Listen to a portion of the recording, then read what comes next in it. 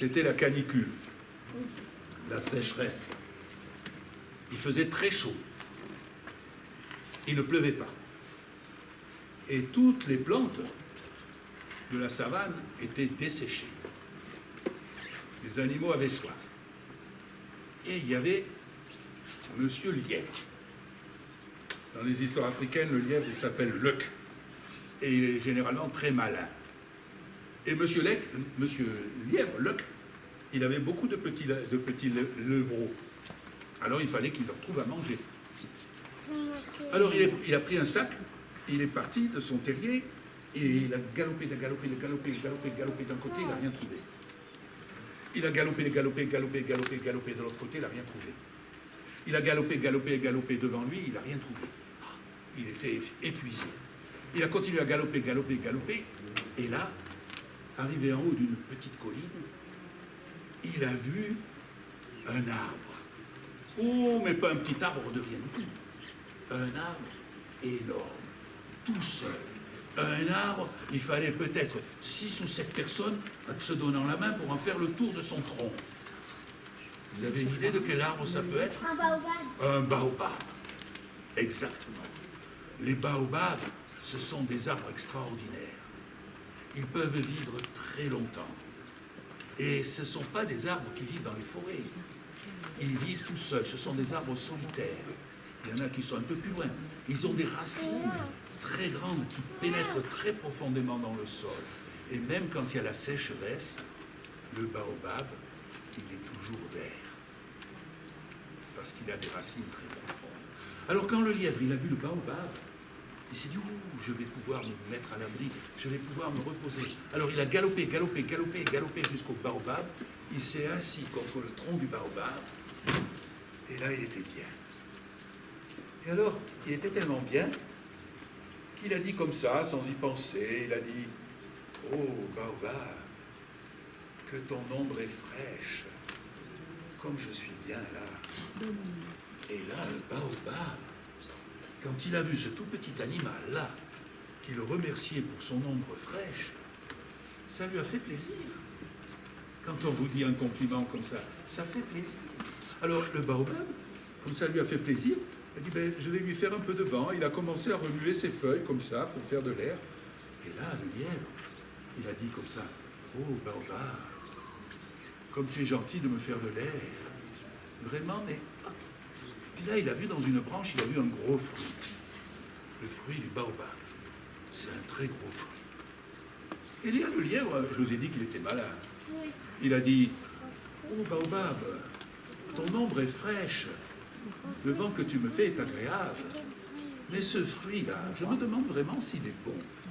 Et là, le baobab, il a dit, comment? Il ne croit pas que mon fruit est bon? Bien sûr qu'il est bon, mon fruit. Il a laissé tomber son fruit. Là, le lièvre, il a pris le fruit, il a goûté. C'était délicieux. Alors, le lièvre, je vous ai dit qu'il était malin. Il a dit, oh, que ton fruit est bon, qu'il est doux.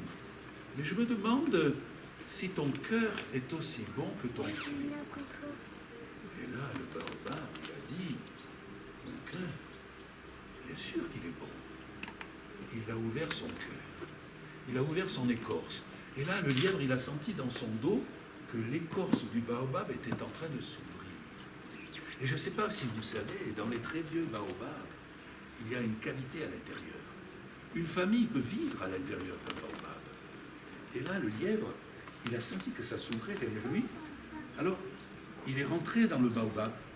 Et là, surprise, merveille. Il y avait des paniers, des couffins avec des légumes.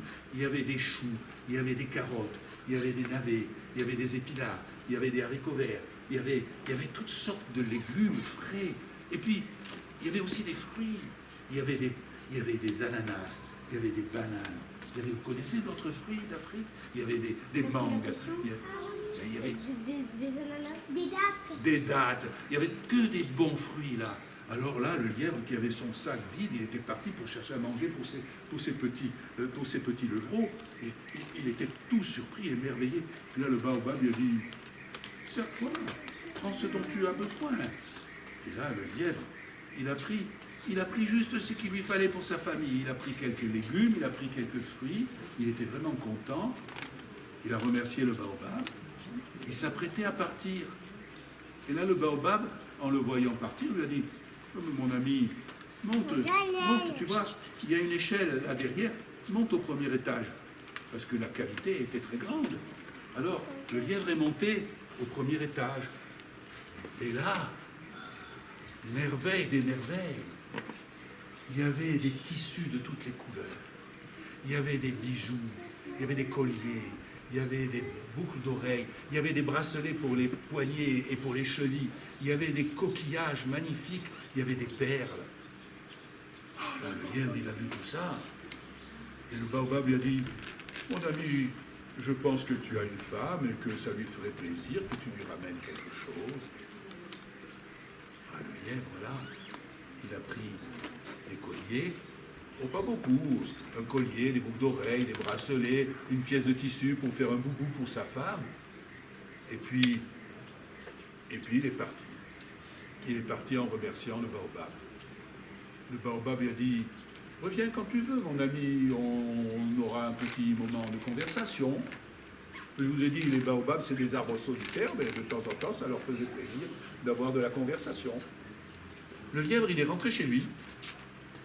Quand il a apporté dans la maison, dans son terrier, qu'il a apporté tous les fruits, tous les légumes, oh là, c'était la fête, hein. Ils ont fait la fête, mais sa femme, la rase, on l'appelle la femme du lièvre, la rase, quand elle a vu aussi le boubou, oh, il s'est enveloppé dedans, elle a mis un turban, elle a mis un collier avec des coquillages, elle a mis des bracelets, elle a mis des boucles d'oreilles, elle a mis des bracelets à ses chevilles, elle a mis une belle ceinture. Et puis elle est sortie. Elle est sortie se faire admirer. Aujourd'hui, avec les féministes, peut-être que je ne pourrais plus raconter ça comme ça. Hein. Mais comme ça, ben oui, c'est ça. C'est l'histoire, hein. Elle est comme ça, l'histoire. Elle est sortie se faire admirer, là. Voilà, coquette. Mais la hyène, ah, la hyène, c'est pas comme le lièvre. Hein. La hyène, quand elle a vu la femme du lièvre si bien parée de tous ses bijoux, elle a été jalouse.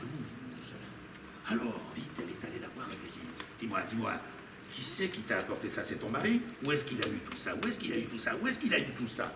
Et elle, la sotte, elle lui a dit, et dès que la hyène, Bouki, a entendu comment Luc avait ramené tout ça à la maison, elle est partie au grand galop, directement pour aller au baobab.